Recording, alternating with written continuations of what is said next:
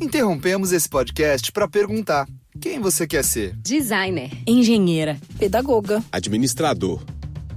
Quer saber? O Senac EAD é nota máxima no MEC. Tem cursos de diversas áreas, com conteúdo elaborado por especialistas do mercado e professores mestres e doutores. Ainda tem o Senac Carreiras, conectando estudantes a vagas de emprego em todo o país. Saiba mais em ead.senac.br/graduação. Want to listen to this Ivory Tower Boiler Room episode ad-free? Head on over to our Patreon, where you will get this episode and all of our episodes ad-free. And you can see our video episode, including this one right now, where you'll see my beautiful face and the guest's beautiful face. Who doesn't love that? And I am so excited to announce that all of you can get a 1-week free trial on our Patreon. Join the ITBR professor level and you unlock all of Mary's True Crime and Academia Patreon episodes, our rewatch show, including Queer as Folk and Smash. You can even listen to us dissect Scream and The Exorcist. And I heard, rumor has it, that we have an upcoming Fall of the House of Usher episode. And yes, even a Saltburn episode, which is going to be quite riveting. So head to patreon.com/Ivory Tower Boiler Room, join the 1-week free trial, and see what you're missing out on. And while you're at it, please follow us on Instagram and TikTok at Ivory Tower Boiler Room. Rate, follow, and subscribe to us on Apple and Spotify podcasts. Thanks so much, and I hope that you enjoy all of our Ivory Tower Boiler Room episodes.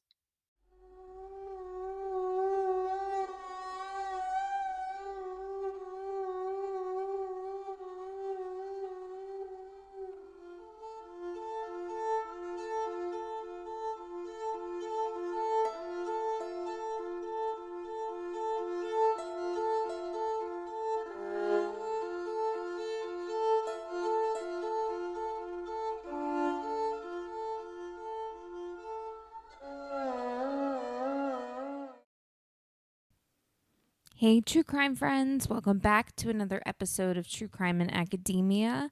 I am your host, Mary DiPipi. I hope you all had a wonderful week this week. I worked my last week from home, from surgery and everything, and I do feel comfortable to go back into the office next week. I had my post-op this morning, and I had gotten my test results back on Tuesday, which, it's not that they were bad. It's just they revealed a diagnosis that I was not aware that I had. So basically the tissue that they thought and, I assumed was fatty tissue. They had that tested, and that came back as, endometriosis. So, it's, again, it's not, the worst thing ever, but as someone who wants to have children, it's definitely disconcerting. Especially since there's that tissue all the way up by my belly button.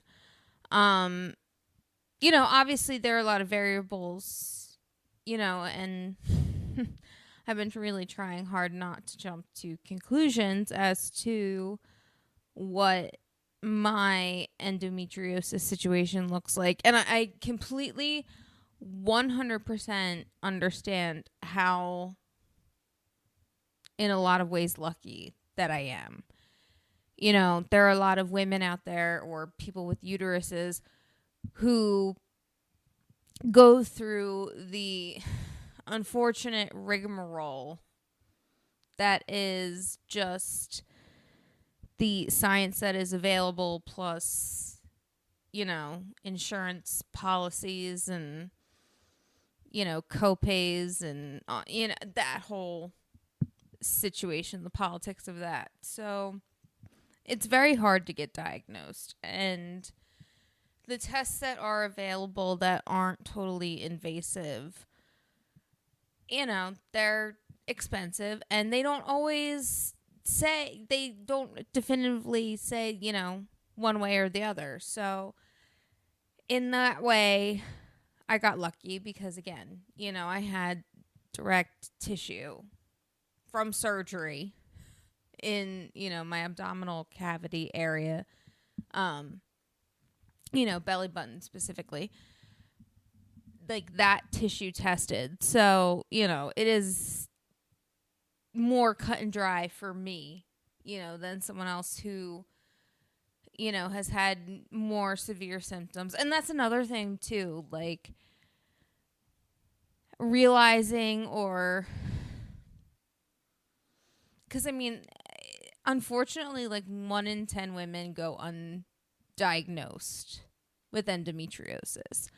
So, you know, it's very possible that, you know, I didn't have symptoms. I mean, but also, like, I've always felt like I've had painful and heavy periods. Just, again, it just never felt like it was to the extent of endometriosis.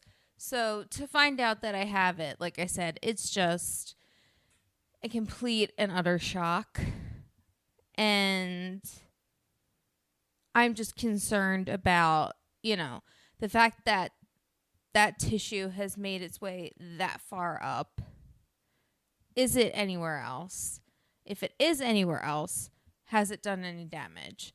So, yeah. And again, like I said, as someone who wants to have kids, that is a little concerning. I'm, you know, in the process of figuring out, you know, I've made all the necessary appointments. But,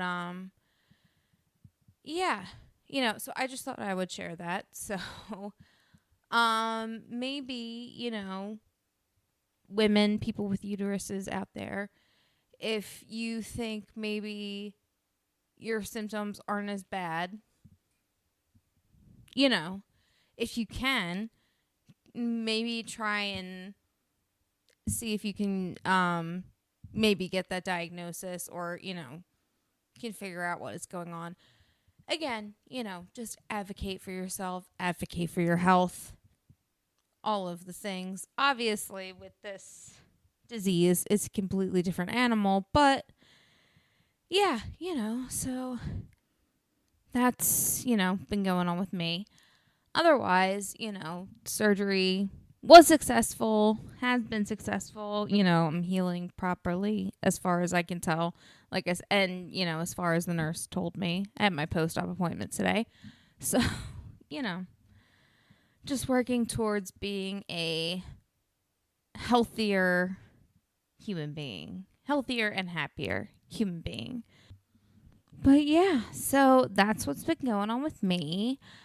Without any further ado, let's get into this news update, shall we?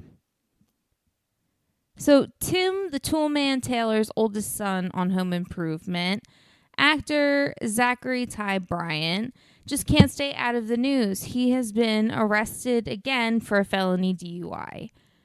The incident took place in La Quinta/Riverside County area in California last Saturday evening. There are no other details at this time other than that he is scheduled to appear in court on April 23rd. Honestly, I mean, I just feel like maybe he's just mentally not in a good place, and, you know, that he just really needs help. And I hope he can get that help, because it's, you know, it's a shame. It's sad to see that his, like again, I've been covering him. It just seems that he's on a very self-destructive path, and I hope that he can, you know, turn it around for himself.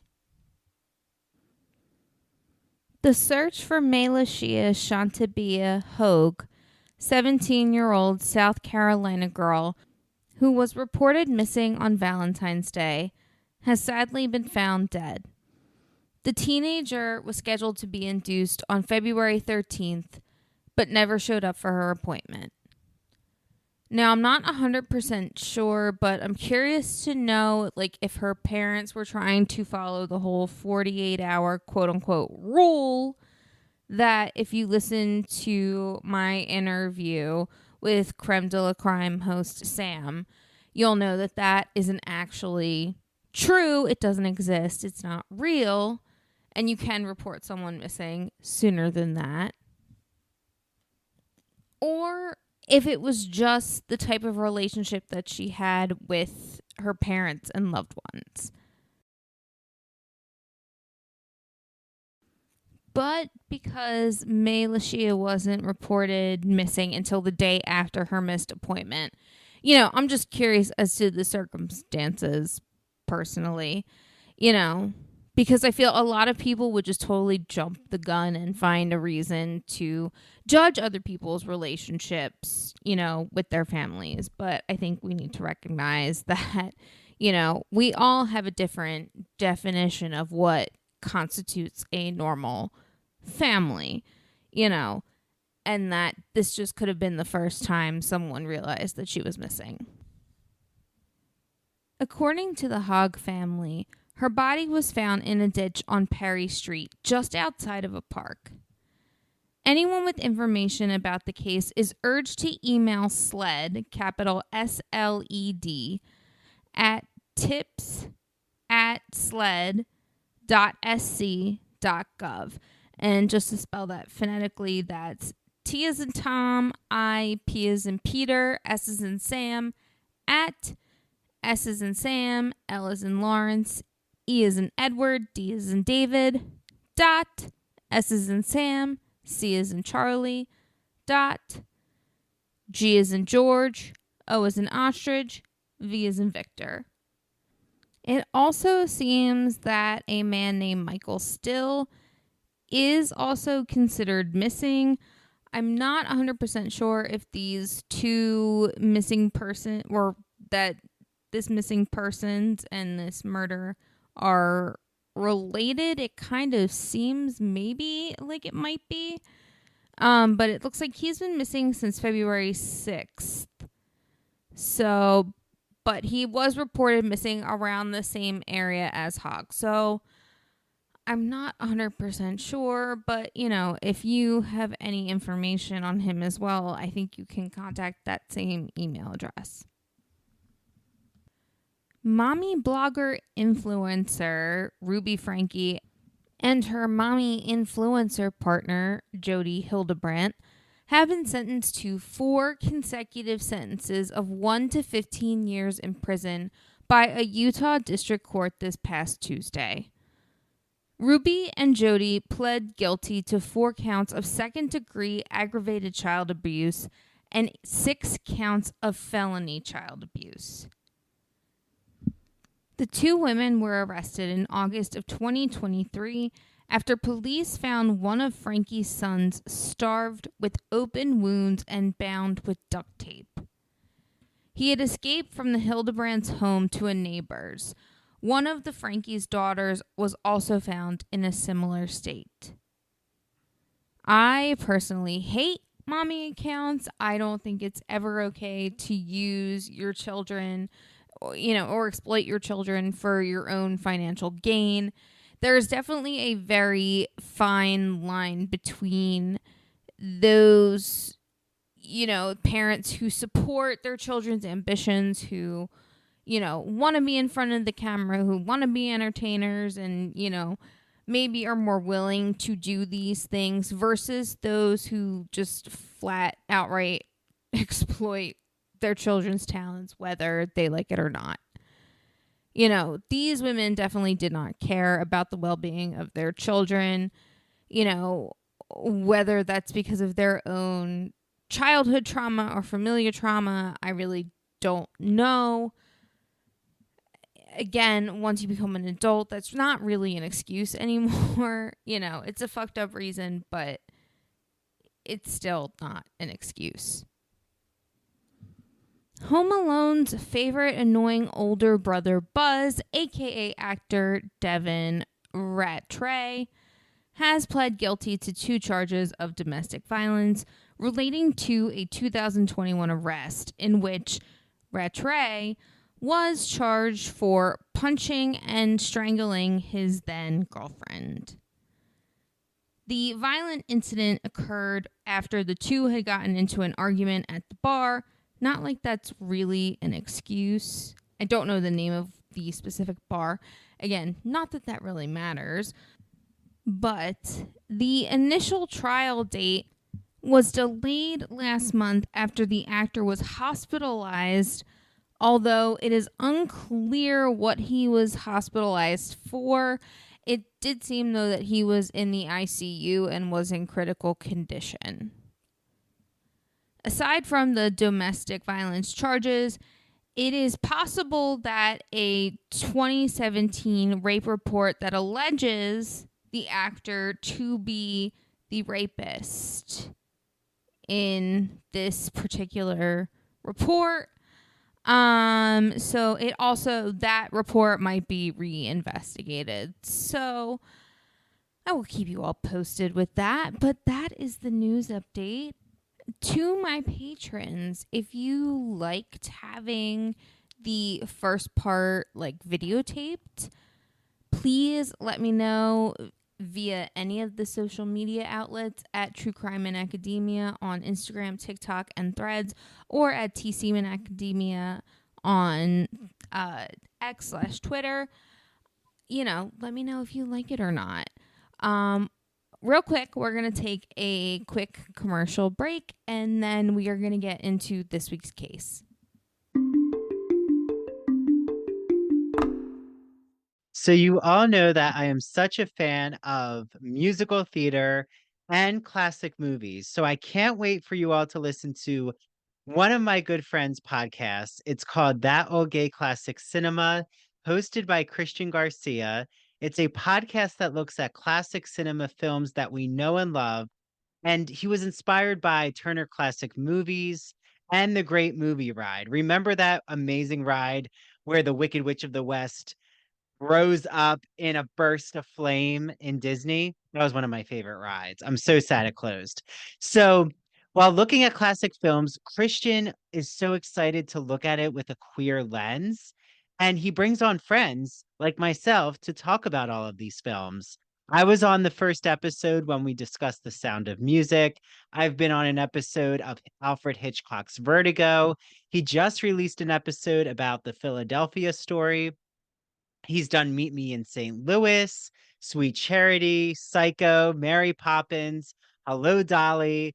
He had on Down the Yellow Brick Road hosts and the Garland Gab hosts to talk about The Wizard of Oz. So make sure that you listen to That Old Gay Classic Cinema on Apple and Spotify, and follow him on TikTok and Instagram at That Old Gay Classic Cinema. Okay, start watching the classic movies and make sure you listen to Christian's podcasts. LGBT stories are universal, but each one speaks to the individual heart and soul of the writer telling it. Do you have a story to tell? Or have you been moved by an LGBT book, film, painting, television show, or other form of media? Then the Gay and Lesbian Review wants to hear from you. The GNLR believes in bringing awareness to queer art and artists through reviews, commentary, and thought pieces in which the author relates their personal lives to a particular piece of art, a novel, a movie. In addition to the print magazine, the GNLR also publishes articles on its blog. So you can see all of this on glreview.org. That's glreview.org. Remember, you get 50% off your subscription of the GL Review magazine when you use the promo code ITBR50. That's 50% off your print or digital subscription when you use promo code ITBR50.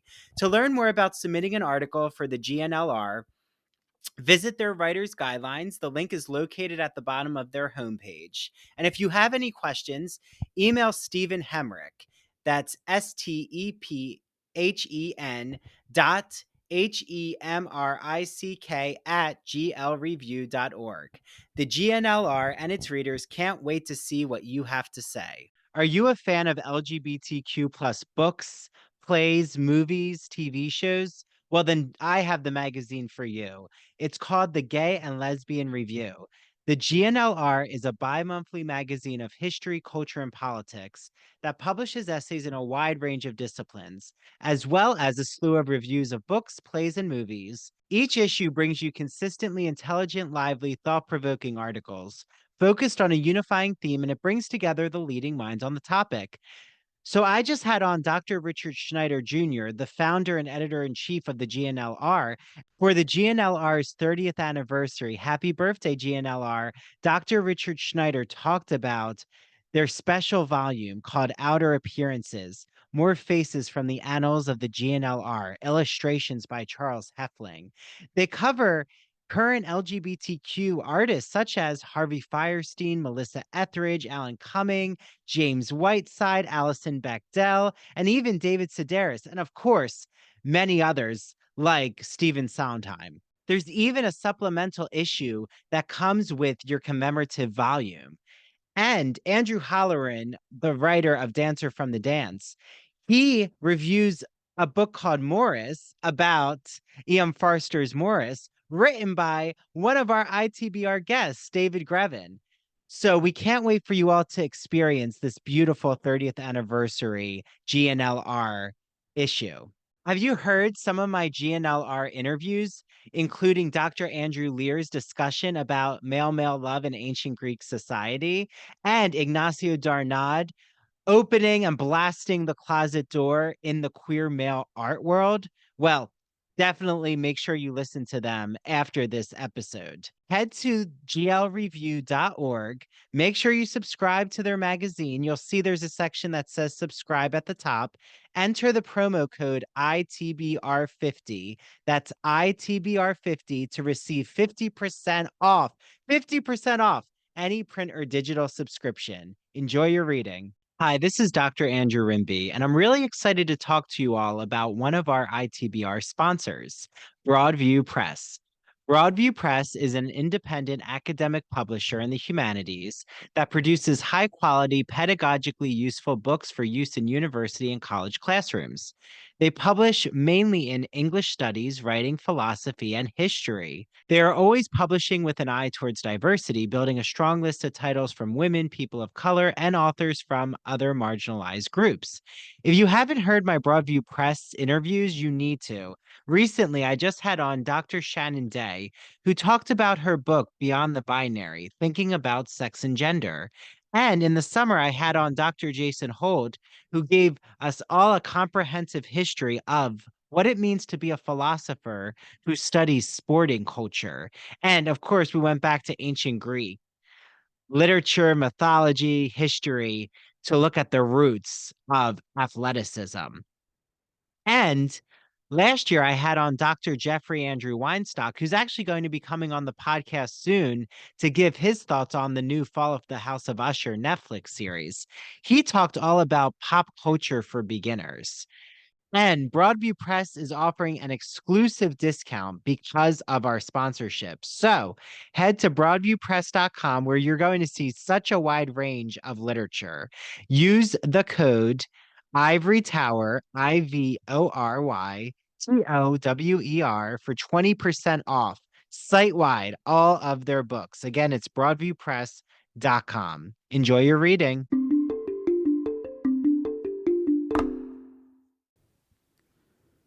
Heather Nicole Maples was born on August 23, 1992, in Ocala, Marion County, Florida, to parents Jennifer Hunter and Darren Maples. She is one of 3 children between her 2 parents, and I'm not sure if her parents got divorced or if they were just never married in the first place, but it seems that her siblings might be from other marriages. But at some point, Heather and her family moved to Royce City, Texas. And from what I could tell, it seems that that's where Heather grew up. Now, by all accounts, it seems that Heather had a normal, loving upbringing. Her friends and family described her as being a relentless optimist with a contagious smile. She lived life to the fullest, and her compassion for others and vibrant personality were an inspiration to those who knew her.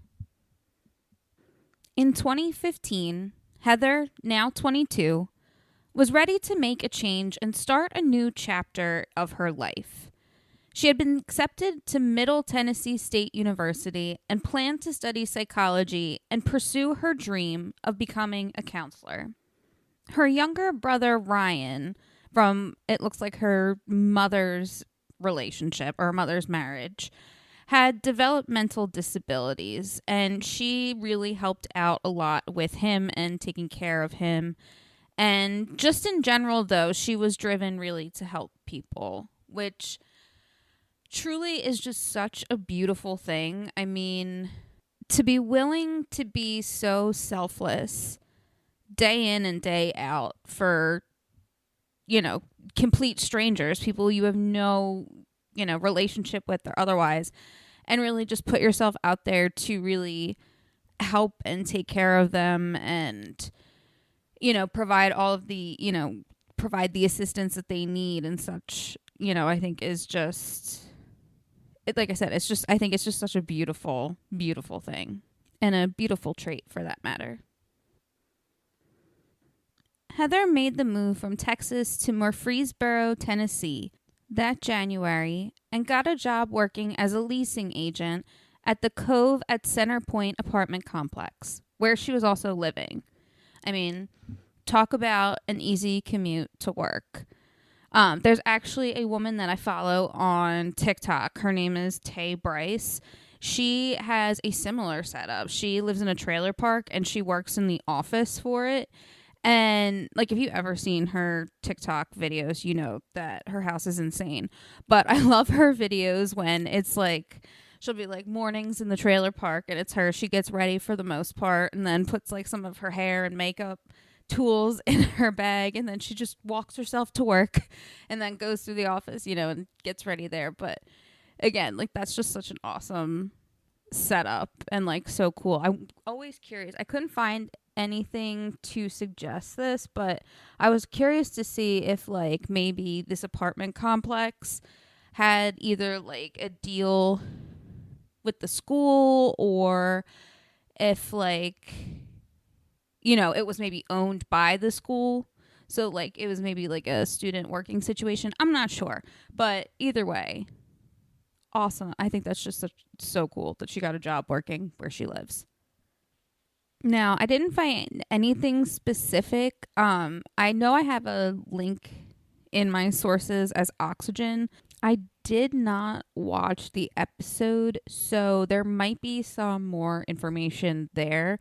But it seemed like she was really enjoying her time up there. Like, she was making friends, she was going out, doing things. And, I mean, obviously she had a job. But it seemed like she was really fitting in well. And I just want to point out, like, how insane, I shouldn't say insane, but how challenging and stressful it must have been for her to go to a new state that's pretty far away from, you know, her home, her family, and just, you know, uproot herself and completely settle somewhere else for this time to pursue this dream.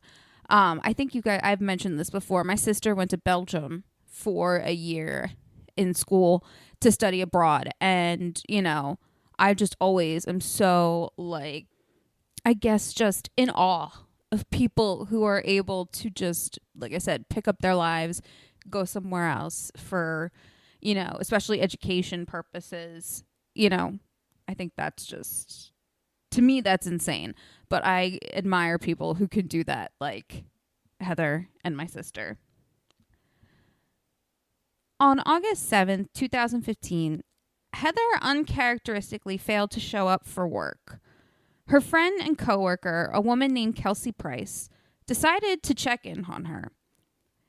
Heather's door was unlocked, but Kelsey wasn't concerned because Heather rarely locked it, which is kind of another reason I'm wondering if, like, maybe this is like a college-owned apartment type of situation. You know, but then again, there are just people who feel really, when they're really comfortable, just leave their doors unlocked. So, you know, not judging, but in this case, it wasn't anything nefarious, or at least it didn't seem to be. Kelsey walked in and went into Heather's room. She found her lying on the bed.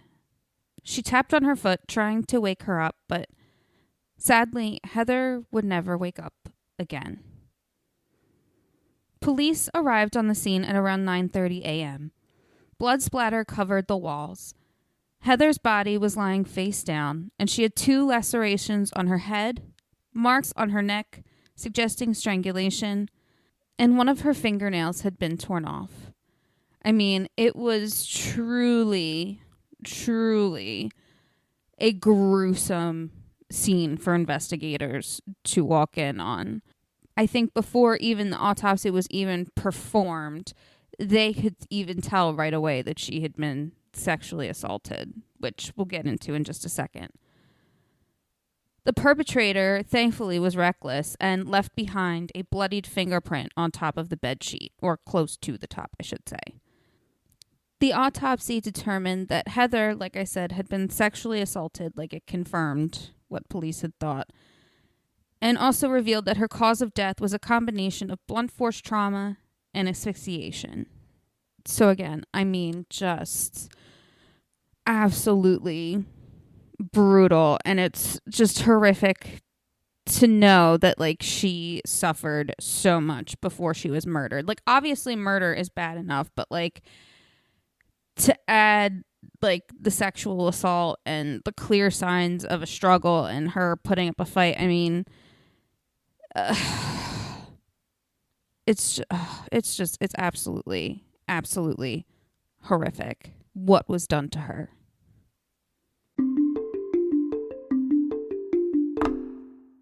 I am here in Port Jefferson, New York, on Long Island, in one of my favorite stores. It is the Soapbox NY, a bath and body boutique. I'm here with one of the co-owners, Janine. Hi, Janine. Hi, Andrew. How are you? Thank you. Good. So I know you have many winter scents to walk us through, so let's Yes. get started. This is from company Michelle Design Works, another one of our favorites. Room spray that you can use any room in your house, just kind of freshens up the room a bit. And what is this by Michelle Design Also by Works? Michelle Design Works is Winter Blooms, one of their new scents this holiday season. It's great. It's a hand wash. You can use it in your kitchen or your bathroom. And then here's something to follow it up with. Exactly. It's a hand and body lotion. And then what is this beautiful decorative candle here? One of our favorites that we actually sell all year round because it's so popular. This is the scent of Fraser Fir by Times. I think I'm becoming addicted to it. Yes, I think you are because you already own one, I believe. I own one, and it is a decorative candle for me because I'm about to open it, but it's just in such I know the a packaging beautiful is, I don't know what's better, package. the packaging or the scent. I'm but using it it's as a wonderful. holiday decoration. So Cool. I'll get to the candle eventually, Yes, you everyone. will. But it's wonderful because with Times and their Fraser Fir, not only do they carry the candles, but they also make it in the scent in the diffuser, in soap, the hand lotion, the hand soap. It's just a great line and a great scent. So, Janine, how can everyone out there get their hands on your hand and body and even pajama products? Well, we'd be more than happy to see you in our shop. We're located at 18 Chandler Square in Port Jefferson Village. You could always call us to place an order. We're happy to ship to you. Our phone number is 631-509-1424. You can place an order on our website, soapboxny.com. And you could also find us on Instagram or TikTok at the Soapbox NY. So many options. I can't wait for all of you out there to just enjoy what I love so much about the Soapbox NY. So with that, thank you so much. Happy winter, everyone. Hi, this is Dr. Andrew Rimby. And when I'm not here on the podcast, I am consulting with small businesses, undergraduate students, graduate students, podcasters, and those in media. So if you're curious about the work that I've done with my consultation services, you could just type me in on Google, Ivory Tower Boiler Room, and you'll see a few reviews pop up. I've worked on college admission essays for undergraduate students. I've revamped and expanded a small business's social media marketing campaign right here in Port Jefferson, New York. And I've also worked on a graduate student's thesis for her physician assistant program. So if you want to seek me out or inquire about my consultation services, just email me. That's the easiest way to reach me at ivorytowerboilerroom@gmail.com. That's easy to remember. And 'tis the season for college admission essays, both undergraduate and graduate, thesis writing, dissertation writing. Do you want to create a podcast and you don't know where to begin? Media work, how to open a TikTok, how to start creating videos on TikTok, what to do with your Instagram. All of that I have done. So just reach out to me. The holiday season may be behind us, but guess what's lurking around the corner? Picture that little baby with a bow and arrow. Yes, Valentine's Day is almost here, and I'm thinking of what gift can I get that my boyfriend will absolutely love and gush over. Well, he is a horror movie fanatic, so I think I have just the thing that he'll die for. Pun intended. My good friend Mandy Bangle is the owner of Mandy Made It, a craft company where she specializes in crochet and pre-cut handmade gifts. So whether your partner is a horror movie fanatic, I'm sure that they have a TV show they love. Maybe there's a book that they love, a music artist, a sports team that they cheer for. Mandy has you covered. From shirts, hats, beanie hats, which I love to wear at the gym, car decals, beer and coffee koozies, keychains, stuffed animals, signs that you want to put all over your apartment. She is ready to create any customized order. So head to Instagram right now, type in at Mandy Made It. That's MANDEE Made It. Slide into her DMs, and she is ready to start working on your order. Just send her a few ideas. You could say, hey, my boyfriend really loves horror movies. Or hey, my boyfriend really loves the Broadway musical, Wicked. I'm sure she will figure out some concoction for you, and say that you heard her ad on the Ivory Tower Boiler Room, because she's going to give you an exclusive ITBR free gift. She's also working on a new line of ITBR merchandise, so I can't wait to share all of that information with you. Make sure you mention at Ivory Tower Boiler Room when your gift arrives from Mandy, so I can share it out on our Instagram. I hope you all enjoy your gifts.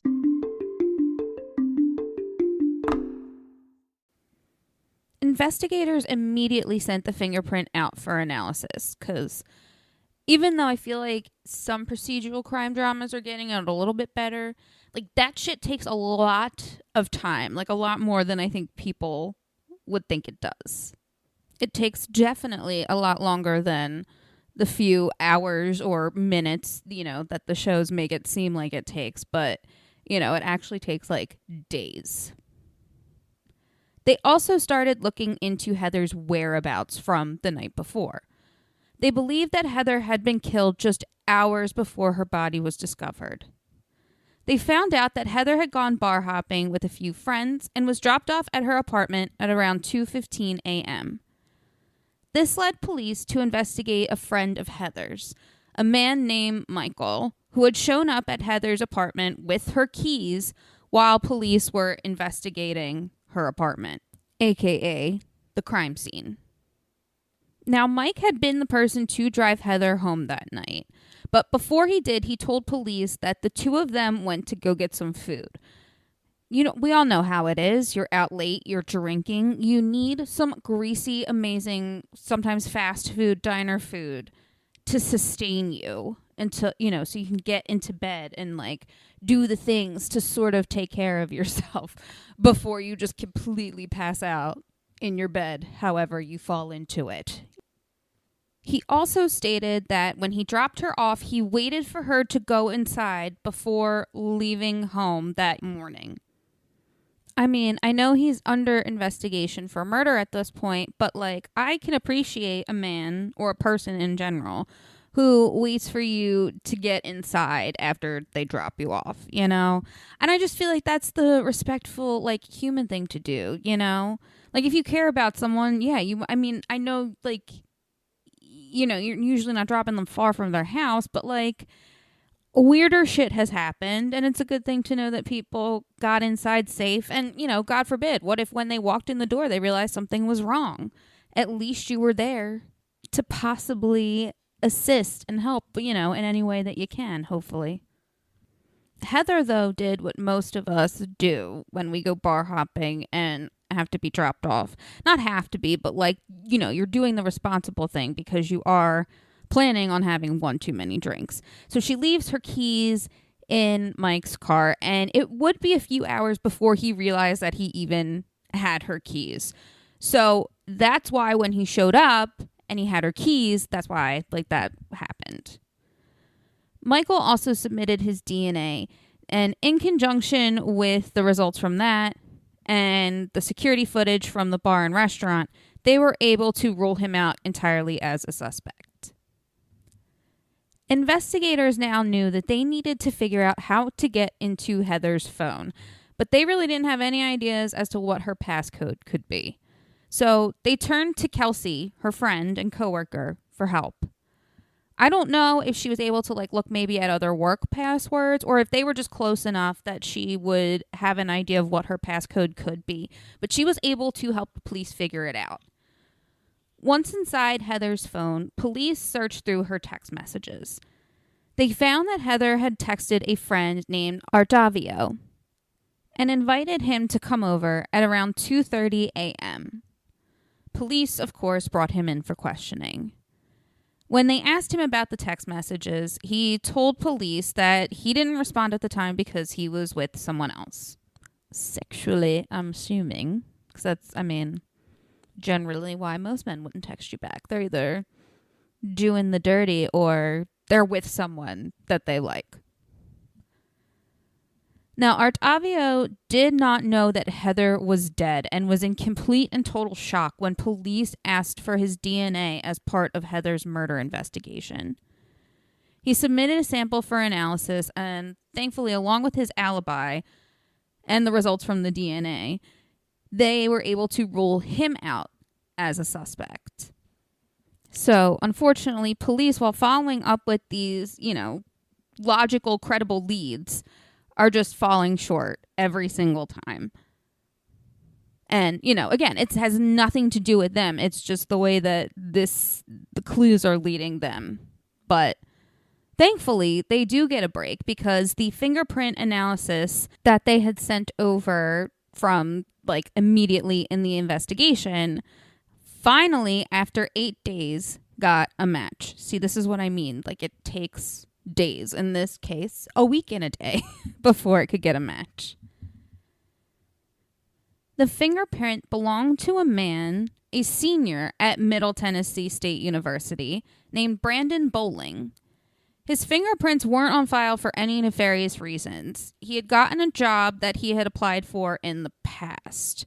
Sometimes you have to do that, you know, especially like if they're moving forward. It sounds like they were moving forward with him, like, for the 3-month probationary period, it sounds like.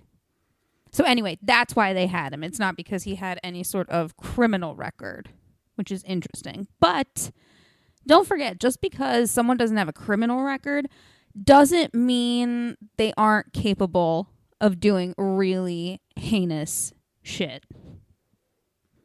Police went back and looked at the surveillance footage from the restaurant bar. And guess who was in it? It was Brandon. So, of course, the police brought him in for questioning. Brandon Bowling told police that he had nothing to do with Heather's murder. He stated that he knew Heather and had been to her apartment where they've had sex before, but that was 2 months ago and he hadn't been back to her apartment since. Just like Mike and Artavio, Bowling was asked and agreed to submit his DNA. But just like his fingerprints, the DNA came back as a match. And it seemed like there were 12 samples that they took DNA from, and he came back as a match to every single one.